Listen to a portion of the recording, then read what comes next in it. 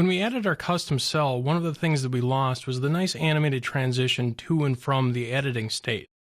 Apple's default cell styles provide a lot of nice functionality that we normally get for free, but when we start to create custom components, we need to recreate some of that functionality. So in this lesson, I'll show you how to do that.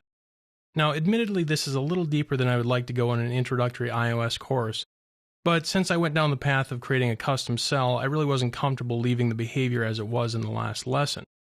So as I swiped on the row, the delete button kind of nicely animates into view, but when I attempt to veto that action, I get kind of this hard transition. That's not exactly like Apple's behavior. So that quick and dirty solution that we put in place functionally worked, but certainly provides a less than ideal user experience.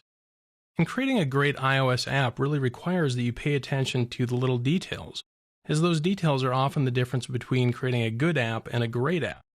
So let's take a look at how to resolve this. Now on my desktop, I've got a directory called Categories. And I'm going to simply drag and drop this into my iMusic project. So I'll select Copy Items into Destination Groups folder, say Create Groups for any added folders, and then add it to both targets and select Finish.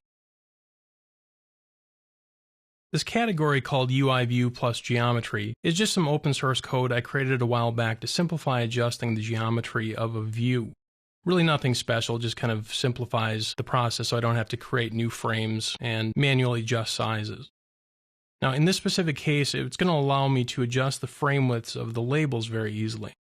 So as the delete button animates into view, I need to shrink the width of the text labels, and when it animates out, I need to expand their width back to their original state. So you'll find a copy of this category in your working files directory. Now let me switch over to the music list cell, and I'll import that category, UI View plus Geometry. Now the first thing I want to do is just create a define. And this is going to define the resize adjustment amount that I want to make to these cell rectangles. I did some measurements earlier, and the delete button's about 57 points wide. Now I'm going to override a superclass method called willTransitionToState.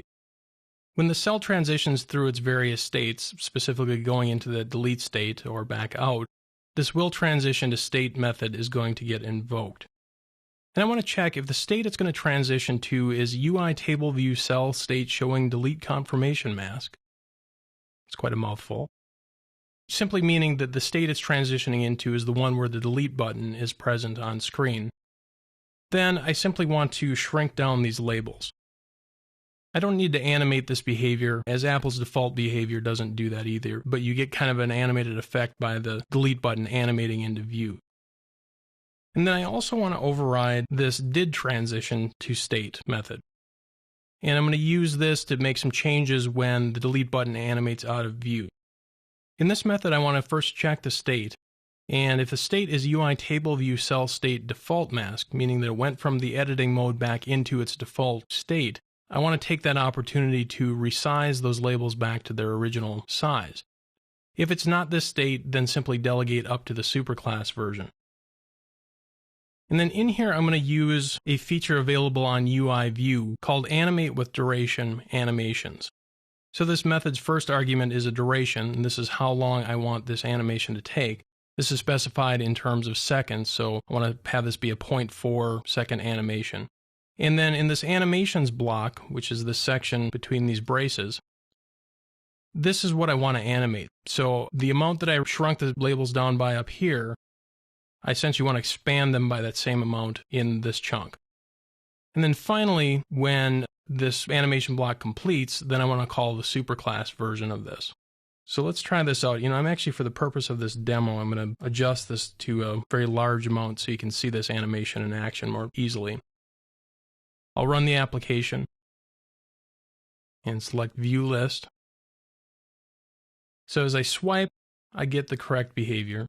And as I animate out, you can see that slowly grow back to its original size. Actually, one little thing I'm going to change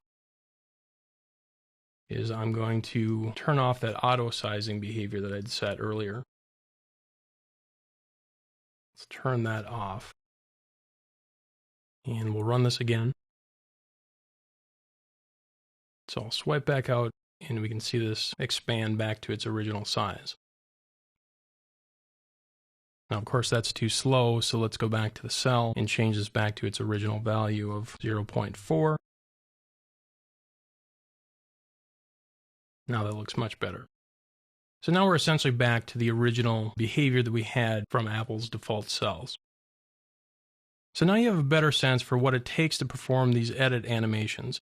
If some of this went over your head, don't worry about it. Learning the intricacies of UI table view and UI table view cell, as well as to learn how to use the view animations, can certainly take some time. But like I said at the beginning, adding these little bits of polish is one way to really make your app stand out from the pack.